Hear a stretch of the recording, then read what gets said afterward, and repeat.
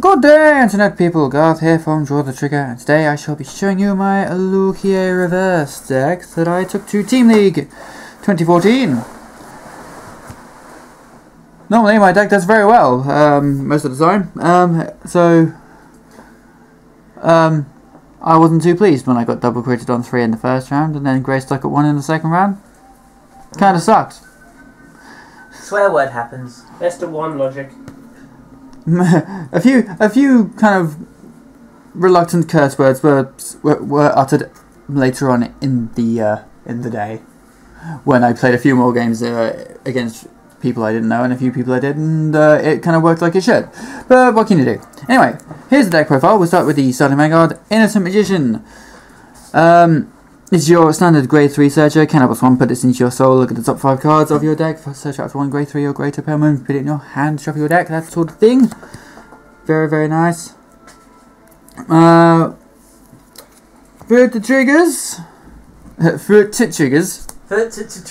There's 4 Barking Dragon, 2 Poison Juggler, and 1 Dynamite Juggler. Makes 7 critical triggers. Because why do I use so many different ones? It's because I want to keep my opponent guessing, and I don't need any special counterblasts. So, although I never use this ability, the Poison Juggler does have the ability to put it into your soul, choose up to 1 of your Pale Moon, give it plus 3k.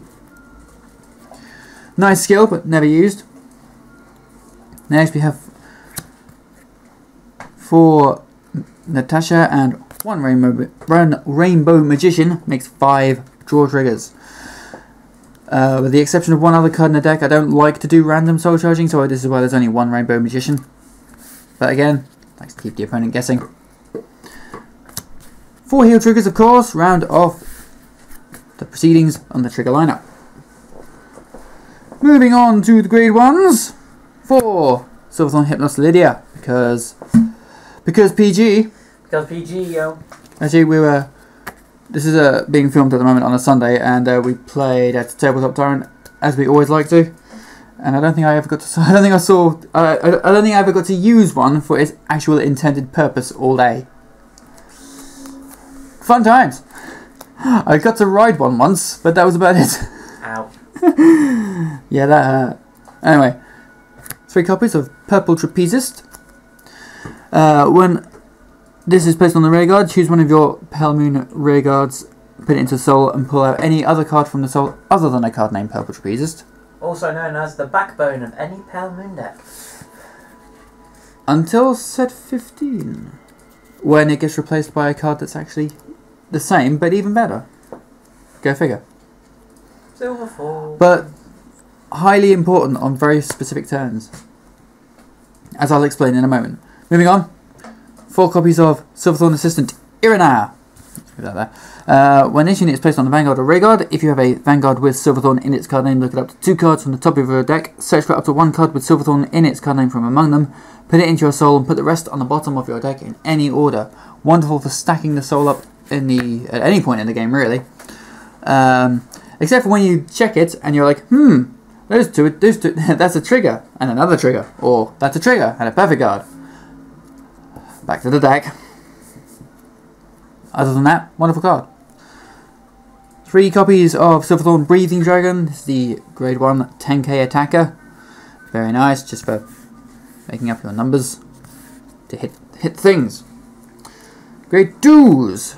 4 copies of Silverthorn Marionette Lillian, standard 10k attacker.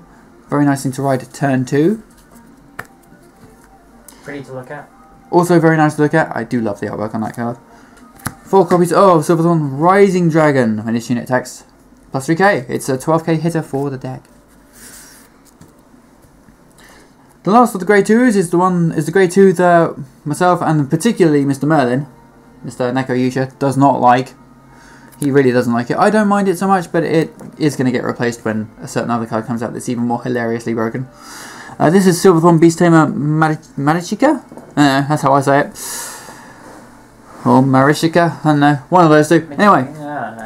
Counterblast 1. When this unit's attack hits a Vanguard, if you have a Pale Moon Vanguard, you may pay the cost. If you do, choose up to 1 card from your soul with Silverthorn in its card name, call it to rear guard, and at the end of that turn, put that unit back into your soul. This is very nice on the second turn if you ride this and you've had to ride a Silverthorn card on the first turn. failing that, if for instance if I ride purple trapezist on the first turn, I prefer to ride something else. So yeah, that's that one. Moving on to the grade 3s. 3 copies of Miracle Pop Ava, the only card in the deck that I will willingly allow to randomly soul charge because I don't have a choice really, it's what it does. This is the break ride, limit break 4. When a Pale Moon rises unit, choose your Vanguard until the end of turn. That unit gets power plus 10,000 and the auto ability of choose up to 2 of your Pale Moon rearguards, put them into your soul. When this unit attacks, you may pay the cost. If you do, choose up to 2 Pale Moon units from the soul and call them to separate rearguard circles. This can be hilarious, especially when you've got 2 purple trapezists around. Dun, dun, dun. Yeah, what's that you say? 5 attacks in 1 turn. Not unheard of.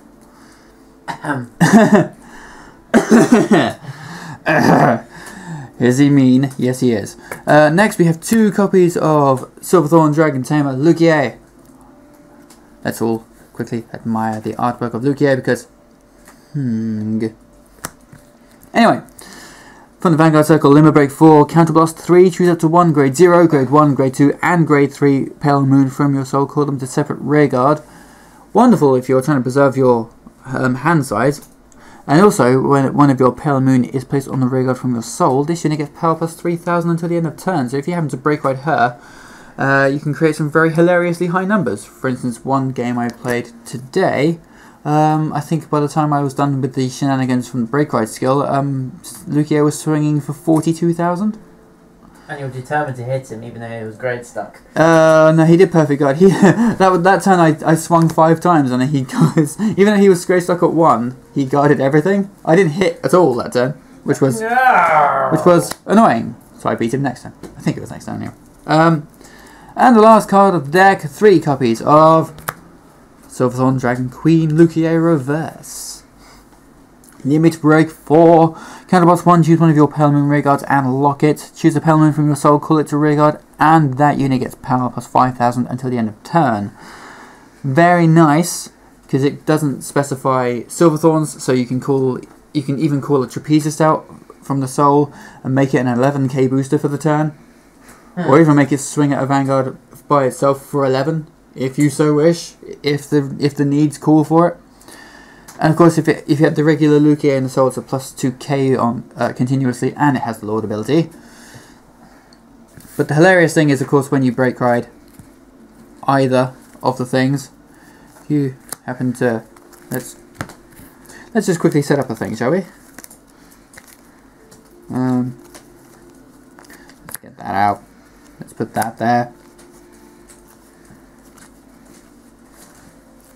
Pop that there. We've got columns and things. We can say break ride. And if we have a couple, let's say that's in the soul, let's put with trapezes there. That's there. And what you do is you swing with you swing with the rearguard column. You can, in fact, I would even not even bother with that. I would just poke at a rearguard, swing with this. Oh wait, hang on, I've got the other trapezes and stuff, so I would use the entirety of the 2 columns. Then you do go break ride. Break ride skill even. 2 cards go in, 2 trapezists come out. And you go boink. Trapezist skill. In you go. And you can call another 2 things out because they aren't going to be trapezists, doesn't matter what they are. So then you're like, oh, I've got 5 attacks. Twin drive, and so on and so forth. Very, very mean. Which might be why I quite like the deck, really. You've always loved Pale Moon. I have. I have always loved Pale Moon. So I look forward to set 15 with Empress. Yes, that's going to be fun. Because then I also get that hilarious grade 2, which has the regular Lukier's skill of plus 3k whenever something comes out of the soul. So basically it's Bruno for Pale Moon, isn't it? Yeah. Except it hits it rather than boosts. But it's still good. Very, very fun. So of course there will more than likely be a deck profile of that, so no doubt I'll end up with that version of the deck too. Pale Moon Mark III.